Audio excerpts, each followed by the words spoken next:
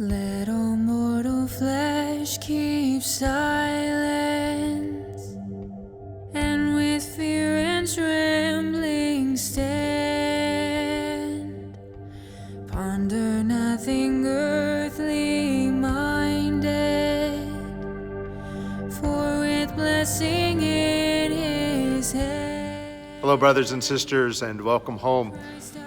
I'm coming to you from St. Patrick's, and I'd just like to express my gratitude to all of our staff who have worked so hard over the last number of weeks to try to figure out how we are fulfilling Christ's mission to be a beacon of hope in our society, in our community, in our families, and in each of our hearts in totally new ways. All of those who have done such a creative job to figure out how we were going to build connections, to build bridges among our parishioners, to offer service and prayers.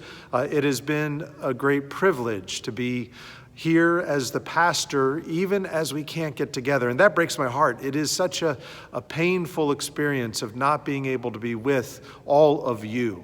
Today, I'd like to announce that we're doing a new spiritual reflection series. All of our clergy are going to be offering brief daily reflections that will be shared with you. Some of those will be video and some will be written, depending on our own capacity to incorporate the technology. But they are heartfelt. And I'd like to thank Father Stephen, Father Tony, Father Oz, Deacon Greg, Deacon Mark, and Deacon Scott, all for being willing to offer a reflection for each day. And those will be coming to you daily starting with this one after today. As we continue to figure out where God is in the midst of this, and as we continue to look to how we can be His church in prayer, His church in suffering, His church in service. We are His body here on earth. I remember my first time going to Lourdes in France, and it's a place of great healing. And a friend of mine who is a priest in France, who I went to his ordination in Toulouse, he had taken us there, and we were able to have Mass in one of the grottos at Lourdes, and to be able to participate in all of the other events and all the other prayer there. And he had such a great insight. He said that many places in the world we have the suffering church, the church that's in pain, the church in poverty, the church in persecution, that there are lots of places where the church is in its weakness present.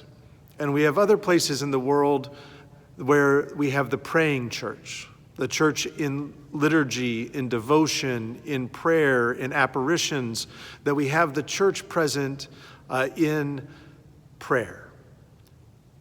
Many places, but in a very special way in Lourdes, we have the church both suffering and in prayer.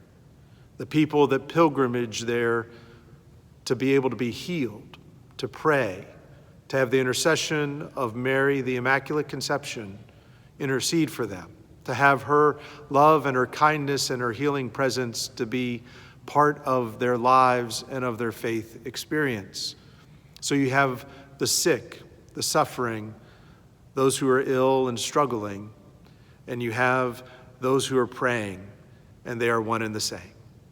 In this time where we are in need of hope more than ever, we recognize that we are both the suffering church and the praying church, and that with us, God is always present. Please continue to look for these daily spiritual reflections and know that you remain in our thoughts and in our hearts and in our prayers, and that God, today and always, remains with us. May we see the light of Christ shining in this world, and may we be a beacon of Christ's love.